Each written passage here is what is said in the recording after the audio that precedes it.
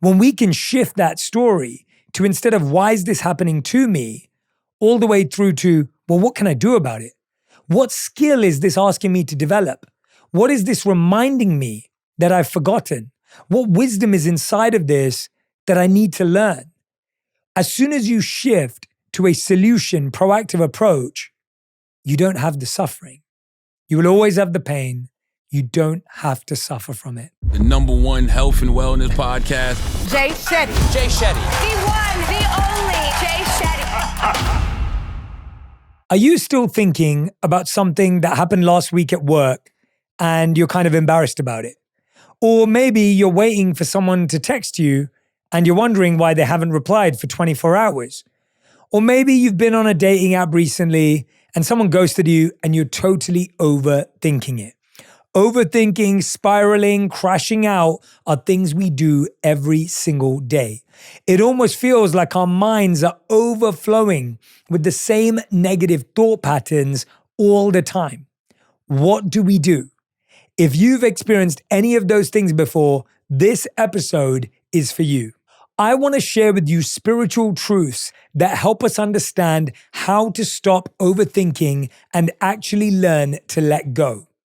The first is everything is impermanent.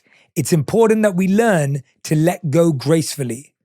The Bhagavad Gita has a beautiful verse, 2.14, that says, the non-permanent appearance of happiness and distress and their disappearance in due course are like the appearance and disappearance of the winter and summer seasons. They arise from sense perception, and one must learn to tolerate them without being disturbed. I love this verse from the Bhagavad Gita, and it's something that I really want you to take in. When you wake up in the morning and it's raining, if you let that define your mood, if you overthink it, it will totally ruin your day. If you wake up and you only feel happy when it's sunny, it sets you up for failure on a day when it's dark and it's not sunny. How do we learn to tolerate this, as the Bhagavad Gita is saying? How do we get to a point where we don't overthink everything that happens around us and let it affect what's happening inside of us? I want to talk to you about the skill of recognizing impermanence. There's a beautiful story of the farmer and his son. It's a Zen story that I love to share. While the son is wandering the land, he comes across a horse. He's able to ride this horse back, and they have a great sense of compatibility, and he brings the horse back home. All the villagers gather around, and they say to the father, "This is amazing. What great news. Your son has this horse." And the father replies, "Good thing, bad thing, who knows?" The next day, when the son is riding the horse has a slight trip and an accident and knocks the son off, and the son breaks his leg. The villagers gather around and say, "Oh no, this is the worst thing that could have happened. This is so terrible. You should have never let the horse come back." The farmer says, "Good thing, bad thing, who knows?" A few months later, while the boy is still healing, every single man in this village is recruited to join the army, apart from the son because of his broken leg. The villagers gather and say, "You're so lucky, you're so fortunate. This is the best thing that could have happened." The father replies, "Good thing, bad thing, who knows?" And of course, the story goes on. What this story teaches us is not that we want bad things to happen to us, or it's not that we want negative things to happen to anyone, but that we realize that all of these things are impermanent. They're not going to last forever. They're ephemeral. A sunny day doesn't last forever, and a rainy day doesn't last forever. These things come and go like the seasons. This is what we have to learn. We learn to let go when we're prepared for the season. If you know it's going to rain, but you've got your rain boots and you've got your umbrella, it doesn't matter. You're prepared. If you know it's going to be really hot out and you've got your flip-flops and your sunscreen, you're prepared. Letting go isn't about doing nothing. It's about focusing on what you can prepare. Letting go is not the act of not being worried or not worrying about the consequences or not thinking about what's going to happen. Letting go is being proactive and preparing in the way that you can. Whatever season is going to come your way, do you have the appropriate clothing in your closet? Whatever season is going to come your way, is your mind prepared to deal with it? Let us remember that both good and bad experiences are both impermanent. Now, let's say that you feel the same thoughts spiral in your mind every single day. The same things trigger you, block you, and slow you down. What do you do about it? The first piece of wisdom is getting the thought out of your head and onto a page. It's really hard to filter thoughts while they're spiraling and circling around your mind. When you actually write down how you're feeling, you're extracting that emotion from within yourself and taking it into a place that you can get tactile with it. If a thought's outside of your head, you can now actually do something with it. One of the things that's recommended is either ripping it up and discarding of it, potentially even burning it to really let go of it, or allowing yourself to throw it into the trash. Now, you may think these are woo-woo ideas, but actually, the Nagoya University study in 2024 found that participants who wrote down their angry thoughts and then shredded or discarded the paper experienced a significant reduction in anger. In contrast, those who kept the paper saw only a minor decrease in anger levels. The act of physically disposing of the paper played a crucial role in alleviating negative emotions. Think about that for a second. The act of writing something down and discarding of that paper, ripping it up, throwing it in the trash, burning it, actually starts to free you from that emotional experience. It's mind-blowing to even think about it. And did you notice what I said there in the study? If you hold on to it, like a journal or even keep it around, it actually doesn't have the same impact. Another example is the Ohio State University research from 2012. A study published in Psychological Science demonstrated that individuals who wrote down their negative thoughts and then threw the paper away were more likely to mentally discard those thoughts. Conversely, those who kept the paper were more likely to dwell on the negative content. So it's not just about writing it down. It also is about releasing it. Studies show that burning photographs of an ex-partner can serve as a powerful symbolic act to facilitate emotional release and closure after a breakup. This is from a study that I read in PMC. How many of you have held on to things that your ex gave you? How many of you have kept in a shoebox letters, mementos, gifts from an ex-partner because there's a part of you that still's connected to them? Burn it. Let it go. Discard it. If you truly want to release someone from your life, release items, memories, and things like that physically.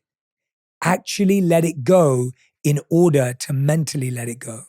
Another study from ResearchGate that analyzed personal grief rituals found that symbolic actions, including the disposal of objects through elements like fire, support emotional healing by providing a tangible method to express and release complex feelings. I remember when I interviewed Nessa Barrett on my podcast On Purpose, and she had this song called Burn Box, this idea of really being able to release something. So next time you find a thought appearing in your mind every single day, I want you to write it down on a piece of paper. I want you to rip it up. I want you to shred it. I want you to put it in the fire, burn it, and let it go. And see how you feel lighter and liberated from that weight. Spiritual truth number 2. We all have heard that your inner world shapes your outer reality. But there's an even more hidden truth here. Your outer reality shapes your inner world. If you feel like you're overthinking, clean that closet, tidy that cupboard, Reorganize your desk. The practical act of cleaning, tidying, or reorganizing literally cleans and orders your mind. Waking up to zero clutter frees you from the stress you feel when you see unwashed dishes or that messy desk or that piece of art on your wall that is slightly off center. It's fascinating to me how many of us are hoping to have a peaceful mind in a chaotic living room, a peaceful mind in a messy kitchen, a peaceful mind in a disorganized bedroom. And it's actually the act of decluttering. It's not just walking into a clean space. When you start cleaning, when you start organizing, it's almost like you're filing away files in your mind.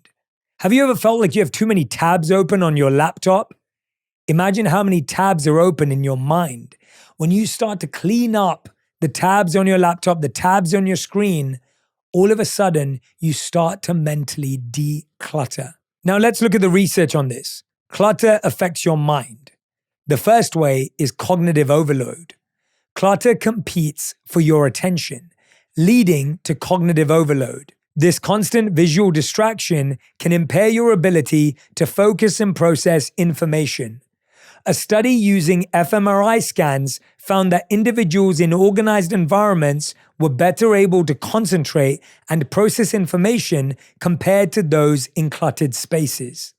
Clear your space to clear your mind.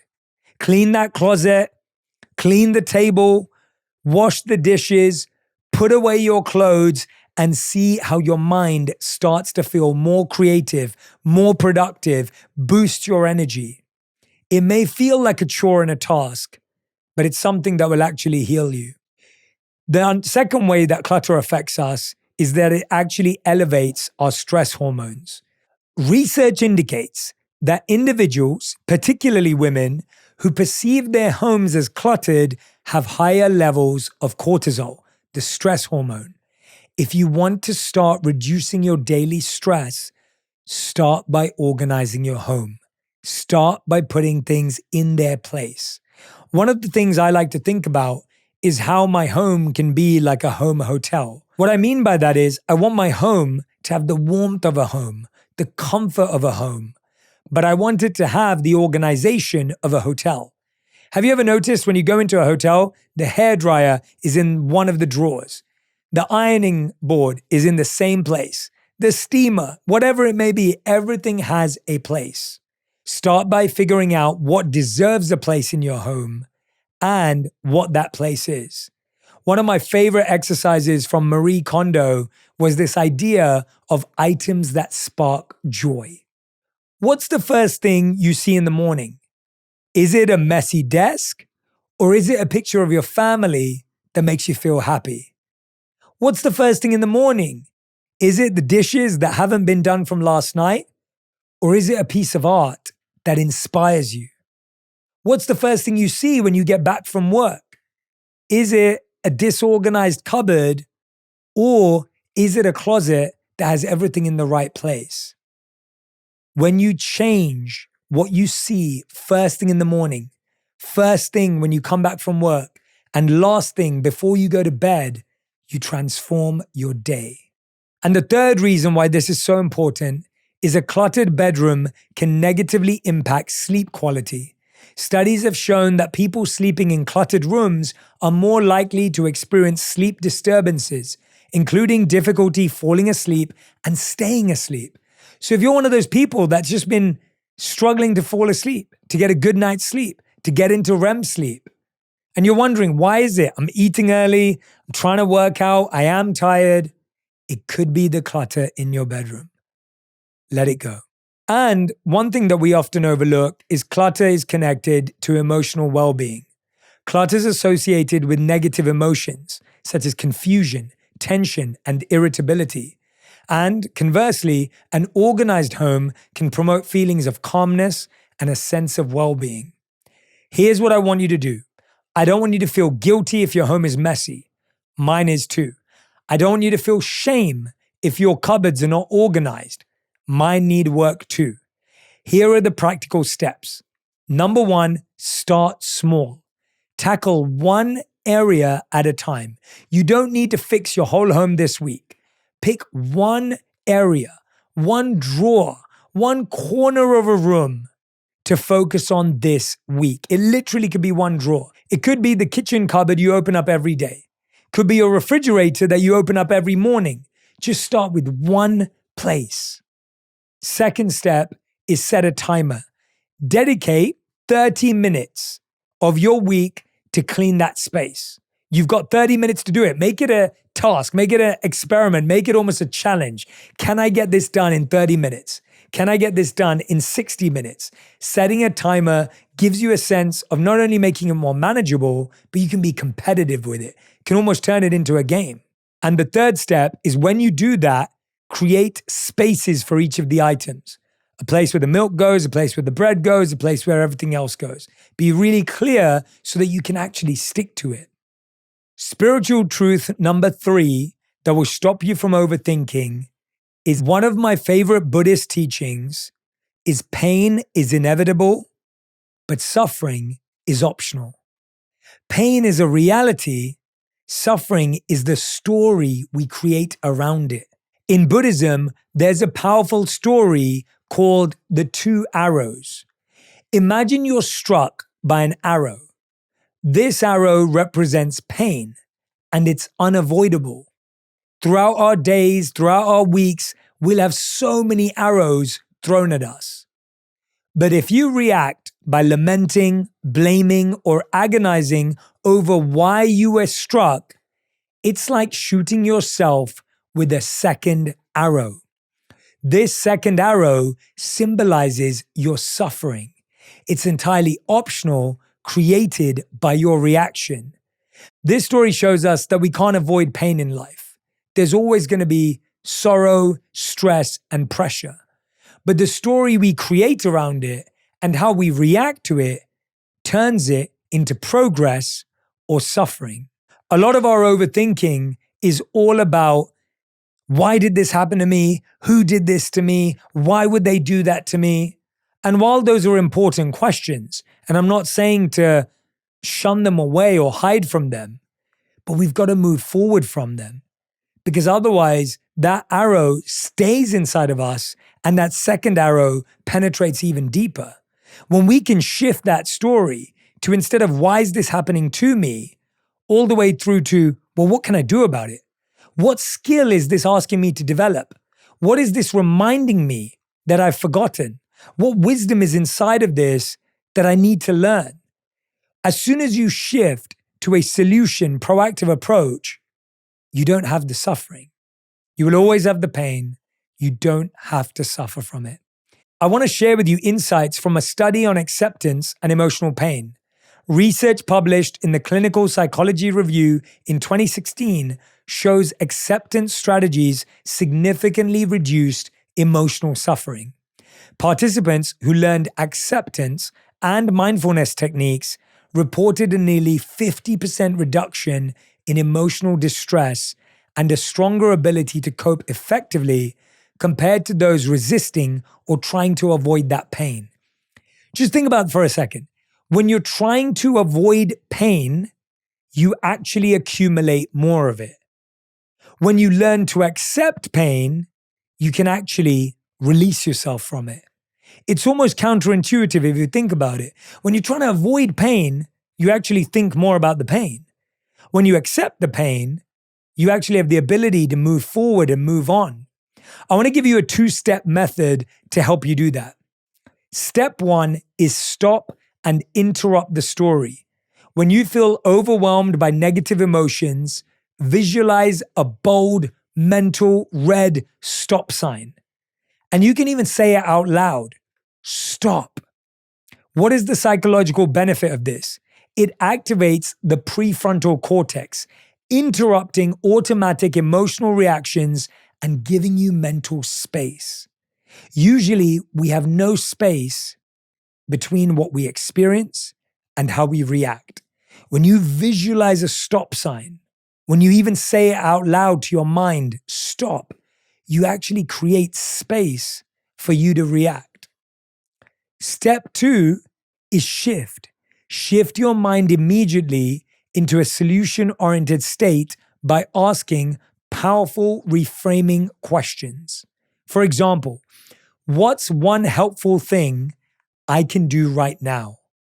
How can I see this as an opportunity or learning experience?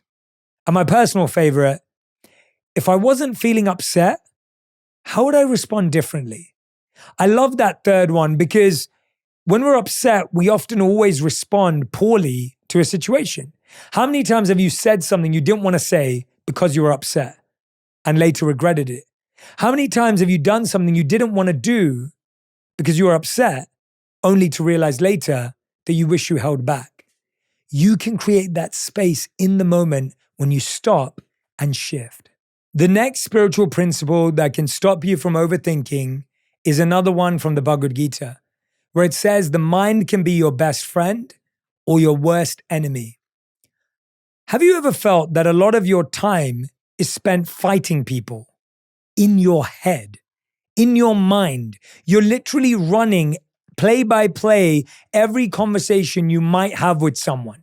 You want to raise an argument. You want to solve a discussion. You want to confront someone. And often we do none of that in reality. We do it all in our mind.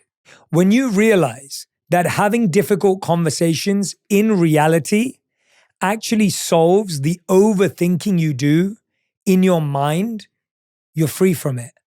If there's someone that has been annoying you, frustrating you, causing you concern, and you feel constantly triggered by them, it's great to write down your thoughts, organize them, and then have that conversation in real. It will save you weeks of complaining, comparing, criticizing, venting, which we can do again and again and again about the same person. Let it go and move on. The final spiritual truth I wanted to share with you is don't delay what can be done today. How many of you put off replying to that message because you're scared of confrontation or a disagreement, but then forget to reply at all? How many of you keep saying next week will be the week that I start to take on that new habit? We're constantly postponing and delaying what can be done today. You can change your life by one decision, one choice, and one moment if you simply do today what doesn't need to be delayed. One of the biggest things I see is when we don't want to let someone down. Someone invites you to something and you put off the RSVP to the last minute. You know you didn't want to go, but you waited till the night before or the moment before. Now that person's upset, right? The truth is, true kindness lies in clarity of intention, not silence out of fear. When you're tempted not to respond for fear of disappointing someone, remember that compassion isn't about avoiding discomfort. It's about expressing your truth with grace. If you don't message someone back because you don't want to let them down, you just let them down by not messaging them back. Chances are you messaging them last minute is going to let them down even more than if you explained how you felt weeks before when you received the message. Don't let the fear of letting someone down block you from communicating your truth. Communicate your reasons honestly, yet gently. This works because your clarity transforms misunderstanding into deeper connection. It shifts the focus from rejection to mutual respect and authenticity. I hope that these spiritual truths make a difference in your life and help you stop overthinking. I hope that you'll listen to this again, make notes, try out some of the exercises, and watch how your life changes. I'm Jay Shetty. Thank you for listening to On Purpose. And remember, I'm forever in your corner, and I'm always rooting for you. If you love this episode, you'll really enjoy my episode with Selena Gomez on befriending your inner critic and how to speak to yourself with more compassion. My fears are only going to continue to show me what I'm capable of. The more that I face my fears, the more that I feel I'm gaining strength, I'm gaining wisdom, and I just want to keep doing that.